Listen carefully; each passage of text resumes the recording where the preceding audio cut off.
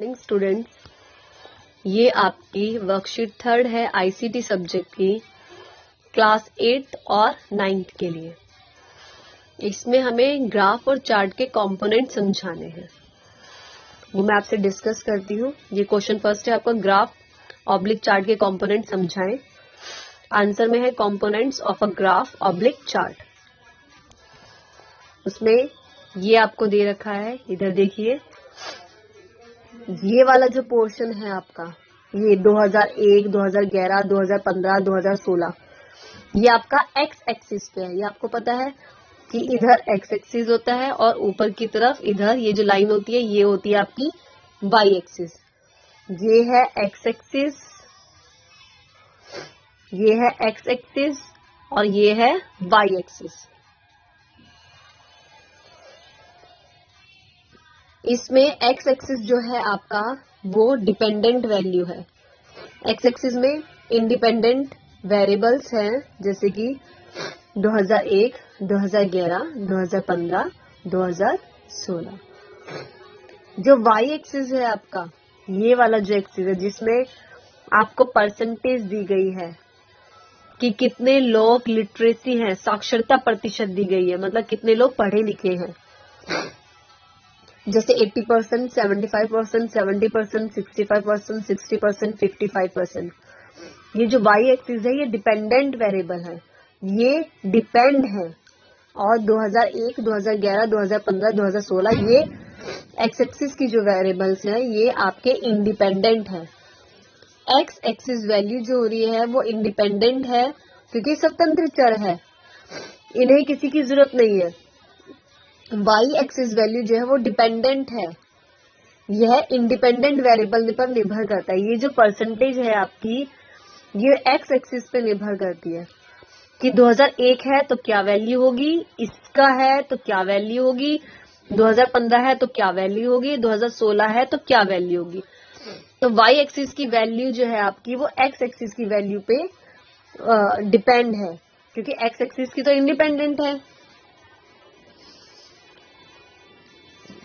ये आप देख भी रहे हो कि एक्स एक्सिस में ईयर मेंशन किया गया, वाई एक्सिस में लिटरेसी परसेंटेज मेंशन की गई। ये जो हेडिंग है ये इंडियाज लिटरेसी रेट 2016, ये आपकी चार्ट टाइटल है और ये आपका बार वैल्यूज है। ये जो वैल्यूज दी गई है आपकी बार वैल्यूज है, ठीक है। अब हमारा इसमें जैसे दिया गया है कि ऊपर दिए गए ग्राफ में वाई एक्सिस की वैल्यू एक्स एक्सिस की वैल्यू जो कि वर्ष है उस पर डिपेंडेंट है। मैंने आपको बता दिया, मतलब साल के अनुसार ही लिटरेसी रेट की वैल्यू होगी कि कौन सा साल है उसके बेस पे ही उसकी लिटरेसी रेट डिपेंड करता है। तो वाई एक्सिस आपका एक्स एक्सिस पे डिपेंड है। अब क्वेश्चन 2 है आपका, डेटा विश्लेषण किसे कहते हैं, मतलब डाटा एनालिसिस क्या होता है वो समझाना है। जैसे bar chart, line chart, pie chart, column chart या अन्य किसी भी तरह का चार्ट या ग्राफ है, उसके रूप में एकत्र किए गए और प्रदर्शित किए गए डाटा के अर्थ की व्याख्या करने की प्रक्रिया को डाटा एनालिसिस कहते हैं। मतलब हम इनमें से कोई भी चार्ट यूज करें, उस चार्ट का यूज करके हम मतलब डाटा की वैल्यू बता रहे हैं, अर्थ बता रहे हैं कि ये क्या कर रहा है, क्या काम नहीं कर रहा है, इसको डाटा एनालिसिस कहते हैं। जैसे इसी चार्ट में देखो कि हमारी लिटरेसी परसेंटेज बताई जा रही है कि कौन से साल में कितनी लिटरेसी परसेंटेज थी। तो ये जो व्याख्या की गई है, ये जो प्रोसेस है जिससे हमारा डाटा बताया गया है, कलेक्ट करके डायग्राम के थ्रू, ग्राफ के थ्रू दिखाया गया है, उसे डाटा एनालिसिस कहते हैं।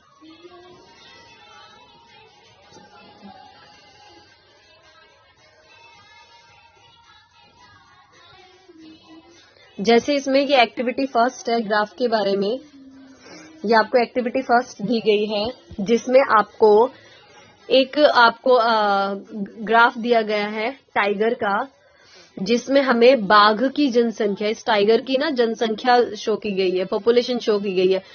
कि येलो वाला शो कर रहा है कि 2006 में कितना था, येलो शो कर रहा है 2006 में कितना था, और ये आपका ब्राउन शो कर रहा है कि 2010 में कितना था, और ये आपकी स्टेट्स मेंशन की गई है और ये टोटल दिया गया है। अब हम देखते हैं इसमें हमें क्या क्वेश्चन दिए गए हैं। आप पहले ग्राफ ये लिखेंगे, क्वेश्चन है आपका ये चित्र बनाएंगे, ये आपका क्वेश्चन है। इसमें टाइगर का चित्र मत बनाना, बाकी सब लिखना पड़ेगा, डायग्राम बनाना पड़ेगा। और ये क्वेश्चन है ये क्वेश्चन है, ये इसका आंसर, ये क्वेश्चन है, ये आंसर। इस तरह से इस एक्टिविटी में बहुत सारे 7-8 क्वेश्चंस पुट अप किए गए, उनके आंसर लिखे गए हैं।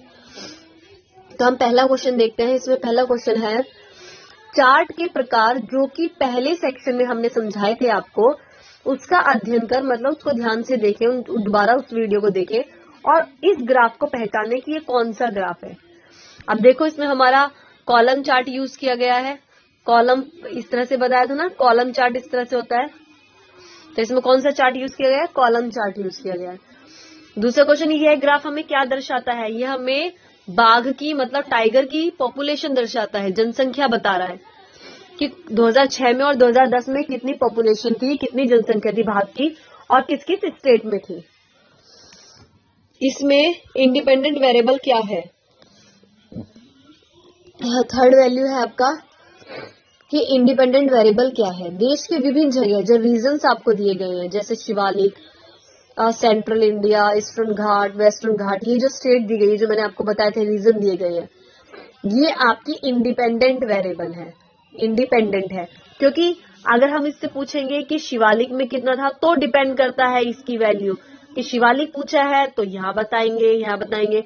अगर सेंट्रल इंडिया पूछा है तो वैल्यू कहीं और जाएगी। तो ये वाली वैल्यू क्या है? इंडिपेंडेंट है। और डिपेंडेंट कौन सी होगी? ये वाली। डिपेंडेंट वेरिएबल वाई एक्सिस है, जैसे इसमें लिखा है डिपेंडेंट वेरिएबल क्या है। इस ग्राफ में वाई एक्सिस की रेखा अलग से नहीं बनाई गई है, पर बार पर लिखी वैल्यू का निरीक्षण कर यह समझ में आता है कि डिपेंडेंट वेरिएबल बाघ की गिनती है। डिपेंडेंट वेरिएबल क्या है? बाघ की पॉपुलेशन है, क्योंकि इस वाले वाई एक्सिस पे हमें पॉपुलेशन शो की गई है और इस एक्स एक्सिस पे हमें बाकी रीजन बताए गए कि कहाँ कहाँ पे किस किस क्षेत्र में वो होते हैं, और इस वाई एक्सिस में बताया गया है कि पॉपुलेशन कितनी है। तो एक्स एक्सिस जो है आपका वो इंडिपेंडेंट वेरिएबल है और वाई एक्सिस डिपेंडेंट है।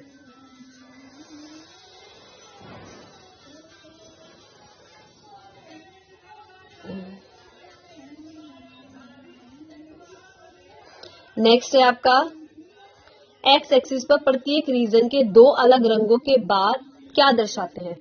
देखो, हर एक उसमें क्षेत्र में 2 बार आ रहे हैं ना, एक येलो में एक ब्राउन में। तो क्या शो कर रहे हैं ये? ध्यान से ग्राफ का अध्ययन करने पर यह 2006 और 2010 लीजेंड दिखा रहे हैं, जो ये दर्शाता है कि पहला बार 2006 और दूसरा बार 2010 की गिनती दर्शाता है।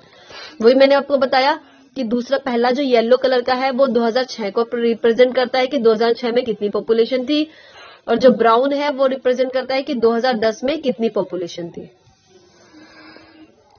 उसके बाद है 2010 में किन जगह पर बाघ की जनसंख्या सबसे अधिक है, बढ़ी है। तो 2010 का मतलब आपका ये ब्राउन वाला है। ब्राउन वाला देखेंगे कहाँ कहाँ पे सबसे ज्यादा बढ़ी है। जैसे ये कह रहा है शिवालिक में, वेस्टर्न घाट में, नॉर्थ ईस्ट हिल में और ब्रह्मपुत्र फ्लड प्लेन में। इन सब में इसकी वैल्यू बढ़ी है। 2006 में सुंदरबान में बाघ की जनसंख्या के बारे में टिप्पणी करें। 2006 में सुंदरबान देखते हैं। ये रहा सुंदरबान 2006 की। इस ग्राफ के अनुसार 2006 में सुंदरबान में बाघ की गिनती का पता नहीं था, क्योंकि देखो इसमें आपको येलो नजर आ रहा है। ये रहा सुंदरबान, इसमें येलो है, नहीं है। इस प्रश्न का उत्तर शून्य या बाघ नहीं थे नहीं हो सकता है, क्योंकि यदि ऐसा होता तो ग्राफ में शून्य या कोई सूचना जरूर दी होती। तो इसमें कुछ नहीं है, तो हम ये कह सकते हैं कि बाघ नहीं थे या नहीं थे, ये हम नहीं बता सकते।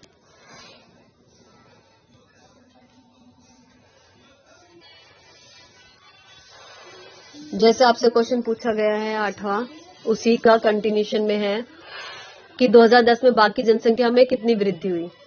तो हम देखते हैं पहले वाले में, जो पहले वाला पेज था हमारा, उसमें क्या मेंशन किया गया था कि 2006 में 1411 है टोटल और 2010 में 1706।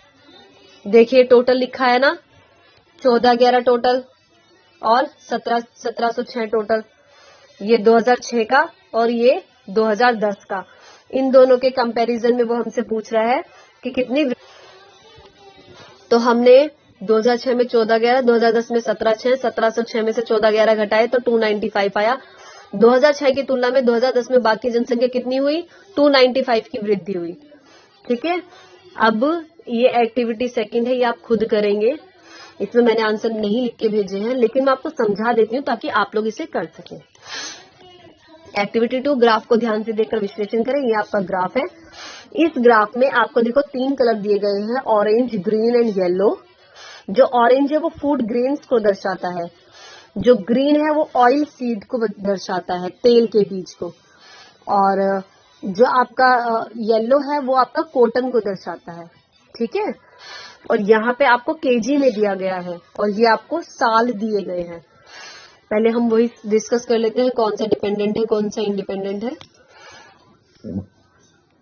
ये एक्स एक्सिस है आपका इंडिपेंडेंट, ये वाई एक्सिस है आपका डिपेंडेंट।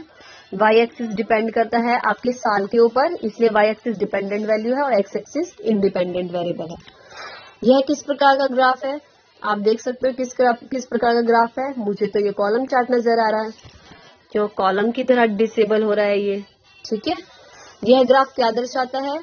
यह ग्राफ हमें साल में अलग अलग फूड ग्रेन्स, ऑयल सीड्स और कॉटन के किलोग्राम दर्शाता है कि हमने कितना मतलब उगाया, किस किस साल में कितना था हमारे पास।